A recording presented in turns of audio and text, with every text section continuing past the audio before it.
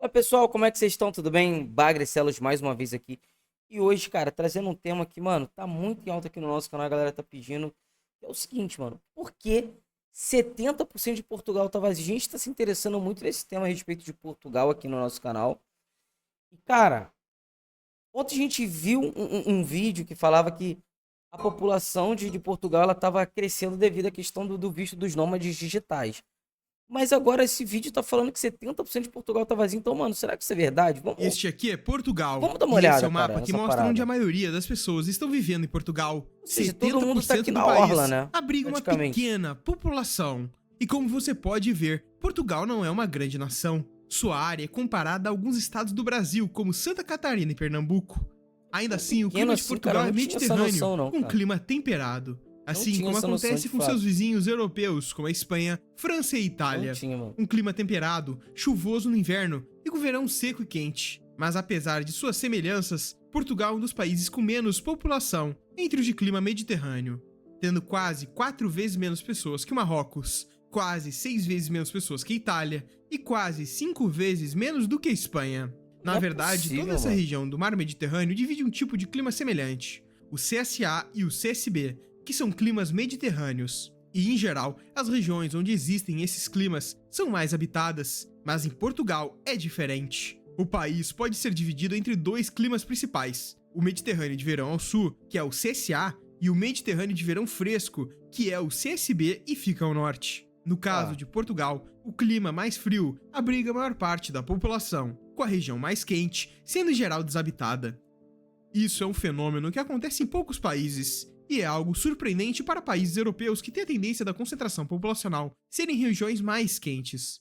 Mas em Portugal, cerca de 83% da população vive na parte de clima mais frio e o restante na parte de clima mais quente. Lisboa é o Caramba, distrito mano. mais habitado do país e a capital, que é cercada pelo estuário do Rio Tejo, que é o mais extenso da Península Ibérica, dando à região de Lisboa um ótimo posicionamento natural. Para se ter uma ideia, tudo bem. 1/5 da população portuguesa vive aqui. É a Nossa, capital de mano. Portugal desde 1255 e permanece assim até hoje. Outros distritos de Portugal também são bem populosos. Em Porto, Parece que 17% fala da pouco, população né? vive aqui. E praticamente Cascais, os que o 5 pessoal maiores fala. distritos abrigam quase 50% da população portuguesa, sendo os anteriores e Setúbal, Braga e Aveiro. E destes, apenas Setúbal está na região sul, com um clima quente. E o mais interessante é que a região sul também tem grande...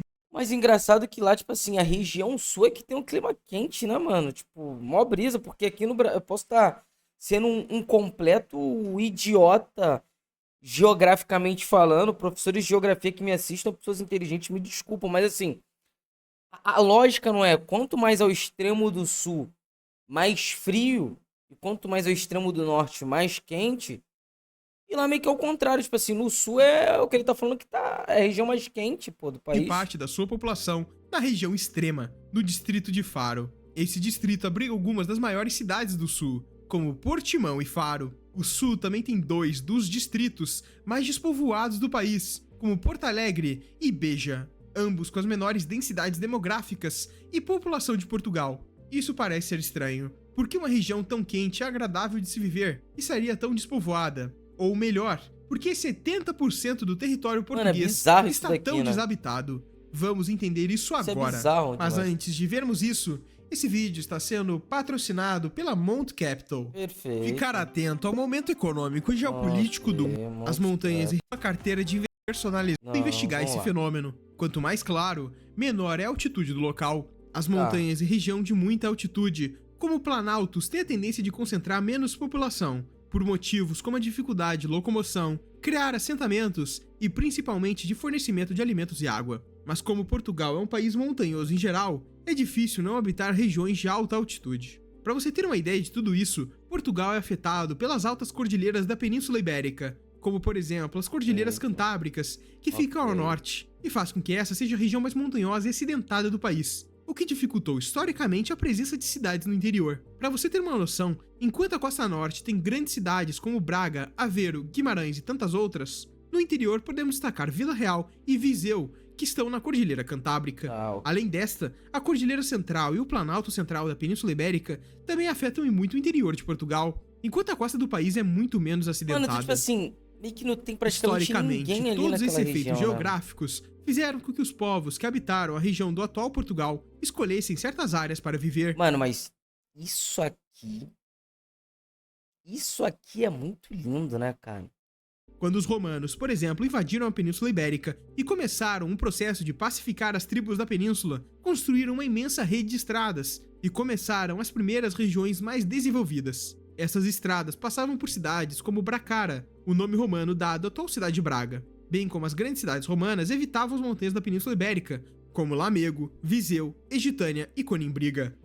E antes mesmo do primeiro reino de Portugal se formar, a densidade demográfica da região sul é muito mais desabitada hoje. E isso pode ter ocorrido pelas invasões árabes na Península Ibérica.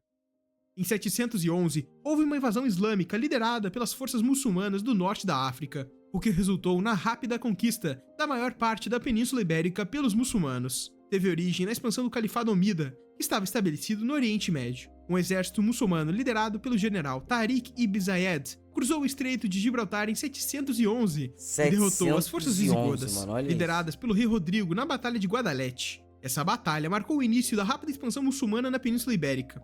E enquanto as forças muçulmanas avançaram para o norte, conquistando cidades e territórios visigodos ao longo do caminho, em pouco tempo a maior parte da Espanha estava sob controle muçulmano. O Califado Omida estabeleceu o Emirado de Córdoba na região, que se tornou o centro de poder islâmico na Península Ibérica. Com tudo isso, com o passar dos séculos, reinos cristãos se formam ao norte da Península Ibérica e começa um processo de reconquista e batalhas com os muçulmanos. Olha que Portugal loucura, surge em cara. 1139 e com os exaustivos séculos de guerra, a população ao sul da península obviamente vai diminuir. Ou seja, Portugal surge em 1139. A gente está falando ali, vamos arredondar para a conta ficar fácil para mim, 1140. Para 1500, que é quando os portugueses de fato chegam ao Brasil, cara, a gente está falando ali de 361 anos, né, no caso. Mano, você parar para analisar, tipo assim, é um período muito curto do tempo onde eles surgem pro momento onde eles já começam a dominar outras nações, né, cara? Seja fugindo das intensas guerras ou por constantes batalhas que culminaram na morte da população civil. Entre essas, podemos destacar a Batalha de Guadalete, em 711, a conquista de Silves ao sul de Portugal, em 1189, ou a conquista de Faro, em 1249. E atualmente a maioria da população portuguesa realmente prefere viver na costa. Isso porque a costa é muito mais atrativa do que as altas montanhas do interior. Pô, tudo bem, mas assim, tu acordar essa vistinha aqui, me pega, tá? Que estão a Me mais pega. de 1000 metros acima do nível do mar, enquanto a das áreas mais baixas está a uma média de 90 metros e são em maioria planas. E por estas altas montanhas estarem no interior, isso cria efeitos diretos no clima e na vegetação de Portugal. Tanto que este aqui é um mapa de precipitação no país. A costa norte é a região com maior quantidade de precipitação, Nossa, olha isso, o que cria um chove clima melhor muito. para a agricultura e a vida humana. O sul de Portugal apresenta a menor incidência de chuva do país e são os lugares mais secos. Portugal está localizado ao norte dos trópicos. Isso cria um efeito de clima mais seco por todo o mundo, bem como acontece na Espanha e na Itália. A linha do Equador determina o meio dos trópicos e as regiões subtropicais tendem a ter um clima mais seco, como é o caso do extremo sul de Portugal. E para além de tudo isso, durante o século XX, durante o governo de Salazar, Portugal passou por um período ditatorial. O estado mais centralizado focou mais nas regiões costeiras, onde a maioria da população portuguesa já vivia. Salazar se baseava em outros nacionalistas europeus e foram uma fonte de inspiração para ele em duas frentes, a da propaganda e a da repressão. Com a criação da censura, da organização de tempo dos trabalhadores, esse estado procurava assegurar a doutrinação de largas massas da população portuguesa, ao estilo do fascismo. Então, ter a população concentrada em pequenas regiões foi importante nesse período. Salazar governou Portugal por um período de 48 anos e foi o regime mais longo da Europa Ocidental. Depois de Salazar, as maiores cidades portuguesas ganharam cada vez mais população, como Porto e Lisboa.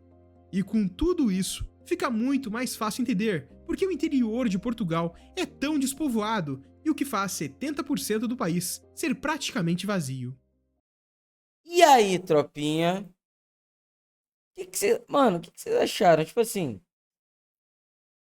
Meio que no início do vídeo eu falei uma parada que assisti o vídeo, tipo assim, não tem nada a ver com nada aquilo que eu falei, né? Porque a gente tava falando a respeito de questões financeiras, enfim, dos nômades digitais, no caso do passaporte dos nômades digitais.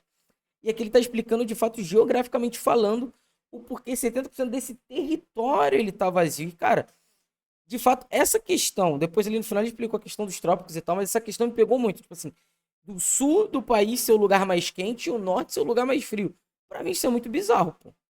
Isso é 100% bizarro, eu de fato não consegui entender. Alguém que, mano, manja bem da parada aí, sei lá, um professor de geografia, um mestre em geografia ou um aluno aplicado que consiga me explicar essa questão do porquê em Portugal o sul ser mais quente e o norte ser mais frio, cara, deixa nos comentários que desculpa a minha burrice, mas, cara, por favor.